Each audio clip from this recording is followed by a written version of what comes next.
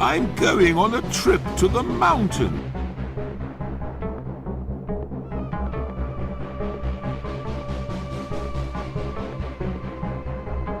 What did it open? The basement.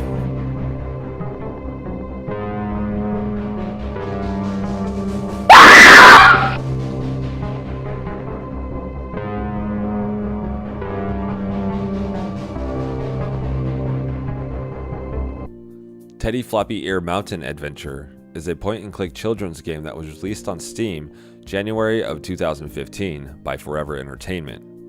It claims on its Steam page that it will send your kid onto an unforgettable journey with the world's most charming bear. Wow, that sounds great for those kids. I wonder if they all know this. There's definitely nothing more charming than a bear that sounds like an 80-year-old man clutching at his back in pain. Charming isn't quite the word I'd describe Teddy as. The more I think about it, I think Sean Connery would have been a better choice if we're picking out old men. You haven't? No, not at all. You think it's good to slap a woman? No, I don't think it's good. You don't think it's bad? I don't think it's that bad. I think that it depends entirely on the circumstances and if it merits it. Yeah. What would merit it? Well, if you have tried everything else. I guess that's why he wasn't their first choice. Let's start, like always, at the story. Teddy Floppy Ear Mountain Adventure lets you play as Teddy, a young bear who is visiting his uncle for summer. Upon arriving via train, you are thrust into the cruel and terrible world of Teddy. You must first traverse linear environments over and over again, back and forth until your feet bleed and your bones crackle. Then you must navigate mind-numbing puzzles that will leave you zombified, and just when you think it's over, it is, and you never play this again. And also, congratulations, your kids think you're an asshole now.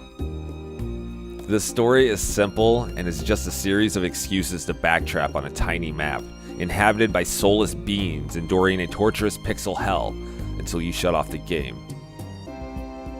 The controls are as basic as it gets, and feel super sluggish. Teddy feels like you're controlling a Macy's Day Parade balloon, and it blows. The UI seems to almost make the game freeze every time you interact with it. And I know this was targeted for kids, but kids are impatient little shits, and they ain't gonna wanna watch Grandpa Teddy hobble around being your uncle's lapdog. The puzzles are boring and uninspired. Your kids will never respect you again if you make them play this garbage. One day you'll come home and your wife and kids will be gone, and all that will be left is you and Teddy Floppy Ears. The graphics are up to par with anything around 2005, and the character models are stiff and lifeless. Some of the backdrops are okay to look at, but with this art style, you can see all the smoke and mirrors, which ruins any kind of immersion. I can't recall any kind of god rays or real-time shadows from the environment, which is just contributing to that plastic, soulless look. The music was a little catchy, but there wasn't much of it, and after hearing it repeat for the thousandth time, you are muting it and playing the saddest music you can listen to, because the music in this game will make you just depressed enough to consider suicide. And the voices are terrible. Teddy sounds like he's gonna lure himself into his own van with candy.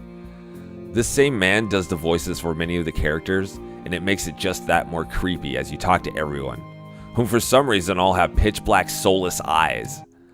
Damned creatures from the darkest pit of hell, resurrected by the devil worshippers at Forever Entertainment to steal the souls of our children.